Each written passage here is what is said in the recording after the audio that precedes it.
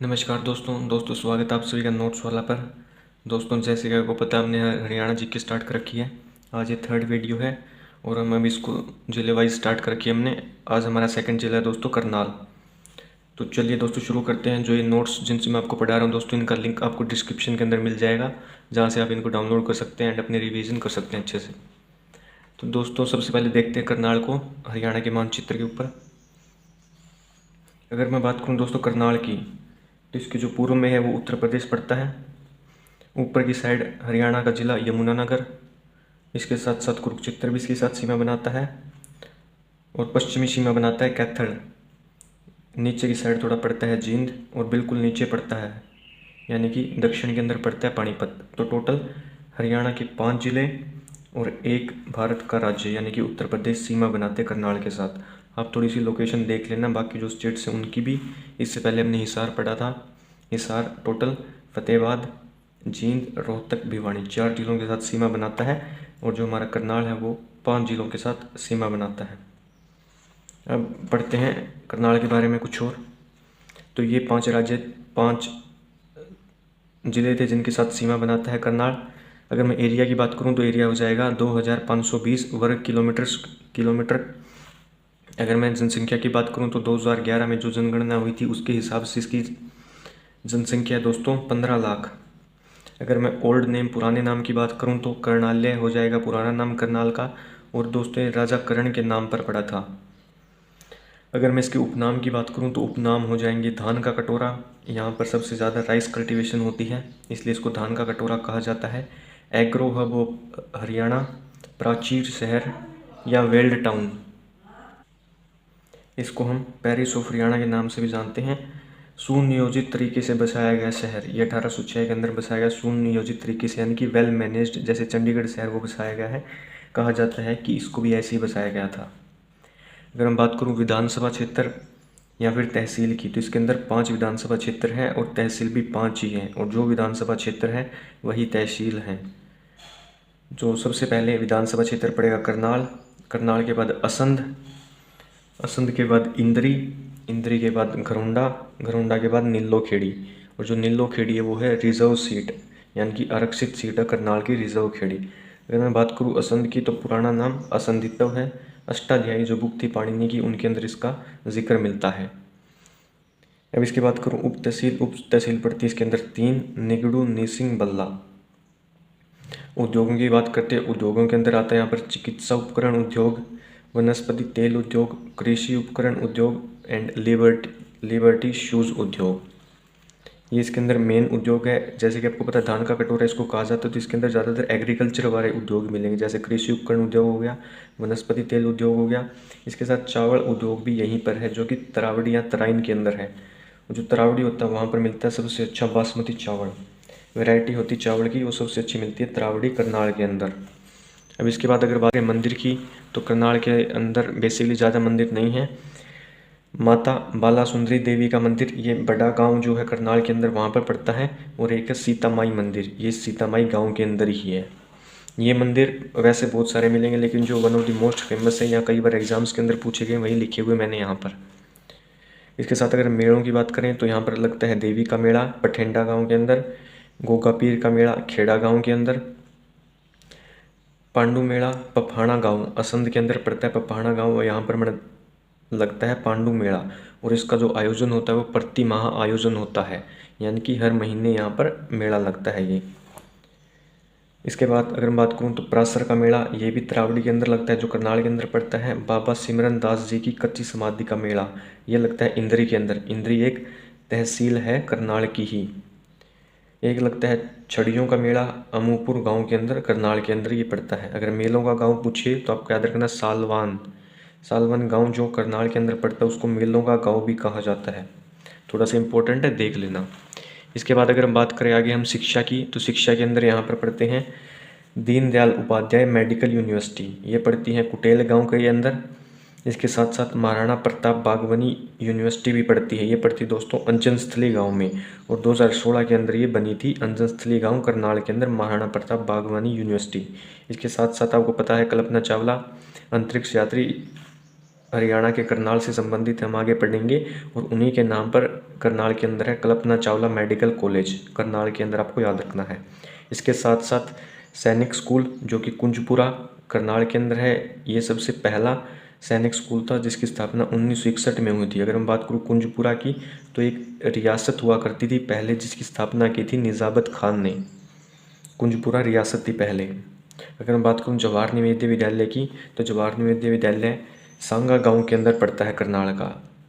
जितने भी डिस्ट्रिक्ट हैं जैसे हिसार, करनाल, जितने भी डिस्ट्रिक्ट हरियाणा के, सभी के अंदर आपको जवाहर नवोदय विद्यालय ज़रूर मिलेगा। तो इसका जवाहर नवोदय विद्यालय हो जाएगा सांगा गांव के अंदर। एक यहाँ पर है centre of excellence for vegetable, ये घरोंडा के अंदर है। घरोंडा आपको पता है, हमने पढ़ी थी, इसकी क्या है, तहसील है करनाल की। Centre of excellence for vegetable, इसको 2011 में स्थापित किया था इजराइल के सहयोग से।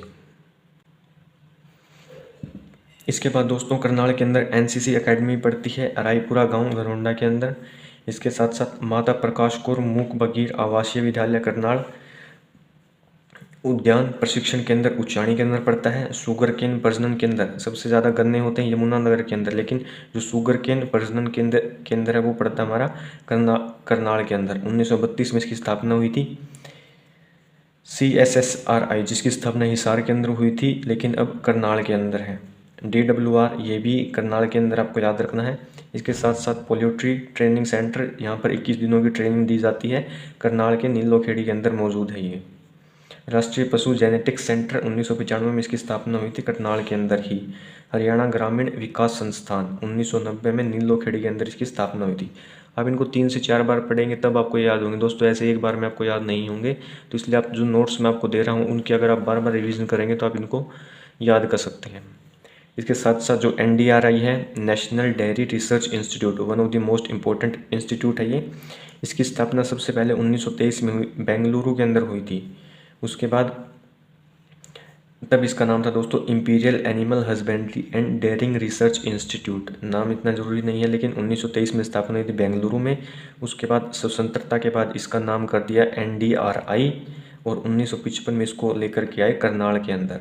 1955 में आया करनाल हरियाणा के अंदर, और 1989 के अंदर इसको बनाया गया यूनिवर्सिटी, डीम्ड यूनिवर्सिटी इसको बनाया गया।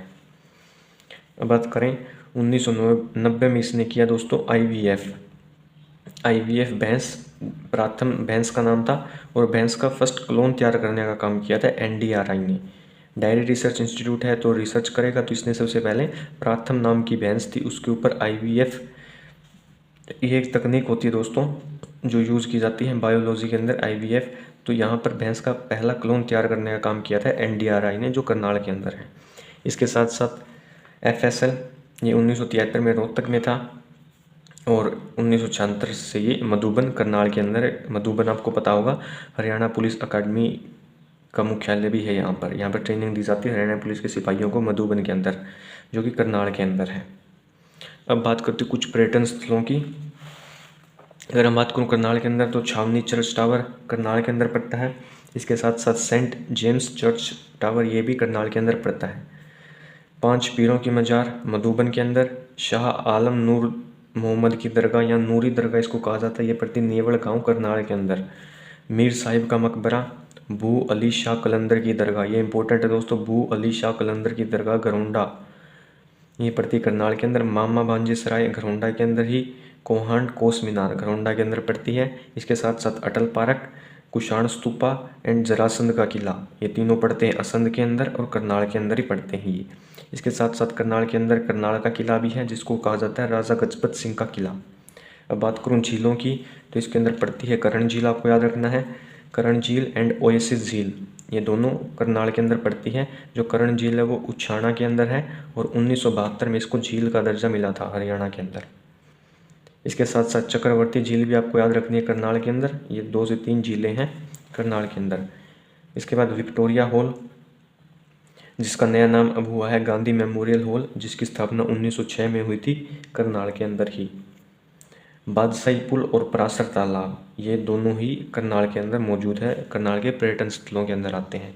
अब वीडियो का लास्ट पार्ट यानी कि व्यक्तित्व देखेंगे हम इसके अंदर। तो सबसे पहले मैंने आपको पहले पढ़ाया भी था इंस्टीट्यूट के अंदर, कल्पना चावला इंस्टीट्यूट। तो कल्पना चावला, इनका जो जन्म हुआ था वो 1 जुलाई 1961 के अंदर हुआ था करनाल के अंदर। तो अंतरिक्ष में पहली महिला थी, आपको पता होगा अंतरिक्ष में पहली महिला कल्पना चावला। तो इन्होंने, अगर मैं बात करूं, जो पंजाब यूनिवर्सिटी चंडीगढ़ के अंदर है वहाँ से इन्होंने स्पेस इंजीनियरिंग की थी। उसके साथ साथ 1994 में इनका हुआ था नासा के अंदर चयन, और 1997 में ये पहली बार अंतरिक्ष में गई थी। उसके बाद दूसरी बार गई थी ये 2003 के अंदर, एंड 1 फरवरी 2003 को इनकी डेथ हो गई थी। जो इनका अंतरिक्ष यान था कोलंबिया, वो धरती पर सेफली लैंड नहीं कर पाया था, मतलब जल गया था वो जब लैंडिंग के समय। तो इनको स्पेस क्वीन भी कहा जाता है, कल्पना चावला को। आपको बात याद रखनी, इनका जन्म कई बार पूछ लिया जाता है। स्पेस क्वीन इनका कोई टाइटल है, याद रखना। अंतरिक्ष यान कोलंबिया था इनका, और 2003 के अंदर इनकी डेथ हुई थी। अब देख लेते हैं कुछ और व्यक्तित्व। तो विक्रमजीत विर्क, ये एक एक्टर हैं। इसके साथ मेहताब विर्क, ये एक सिंगर हैं। ये दोनों करनाल से संबंधित है। कौटिल्य पंडित, आपको पता होगा, ये कोहड़ गांव का लड़का, हरियाणा का गूगल बॉय कहा जाता है इनको। इसके साथ साथ अनीस बनवाला, ये शूटिंग से संबंधित रखते हैं ये खिलाड़ी। और आपको पता होगा नवदीप सैनी, जिसको तरावड़ी एक्सप्रेस कहा जाता है, पहले रॉयल चैलेंजर बेंगलोर के अंदर IPL में खेलते थे, उसके बाद इंडिया की टेस्ट टीम के अंदर इनका सिलेक्शन हुआ था। तो जो टेस्ट के अंदर इनका जो नंबर था वो 299 था, मतलब इंडिया के 299 नंबर के टेस्ट प्लेयर थे नवदीप सैनी। ये देख लेना, पूछा गया है एक बार। नवदीप सैनी को कहा जाता है तरावड़ी एक्सप्रेस, क्योंकि करनाल के तरावड़ी या तराइन से संबंधित है। इसके साथ साथ Liaquat Ali, one of the most important, क्योंकि पाकिस्तान के जो पहले PM थे वो लियाकत अली ही थे। इनका संबंध हरियाणा के करनाल से है। इसके साथ साथ अजमेर चोपड़ा, रुकुनपुर से संबंधित बास्केटबॉल के बहुत तगड़े खिलाड़ी दोस्तों, और इनको 1982 में मिला था अर्जुन अवार्ड अजमेर चोपड़ा को। इसके साथ साथ सीमा मोगन, ये भी बास्केटबॉल की खिलाड़ी हैं, और इंटरनेशनल मैच में दोस्तों रेफरी भी बनी थी एंड कोच भी बनी थी। दोनों करने वाली ये पहली खिलाड़ी थी सीमा मोगन। हरियाणा के करनाल से संबंधित इनका खेल हो जाएगा बास्केटबॉल। इसके साथ साथ अश्वनी चोपड़ा, करनाल से लोकसभा सांसद है दोस्तों ये, एंड पंजाब केसरी संपादक, पंजाब केसरी जो अखबार था उसके संपादक हैं। तो ये थे दोस्तों व्यक्तित्व, और आज हमने किया है करनाल ज़िला। आशा करता हूँ कि आपको वीडियो अच्छी लगी होगी, और अगर आपका कोई भी डाउट आता है तो आप कमेंट सेक्शन में कर सकते हैं उसको, और जो बाकी नोट्स इनकी PDF तो आपको मिल ही जाएगी डिस्क्रिप्शन में। तो ठीक है दोस्तों, आज के लिए इतना ही। मिलते हैं नेक्स्ट वीडियो में, तब तक के लिए जय हिंद, जय Bharat, have a good day.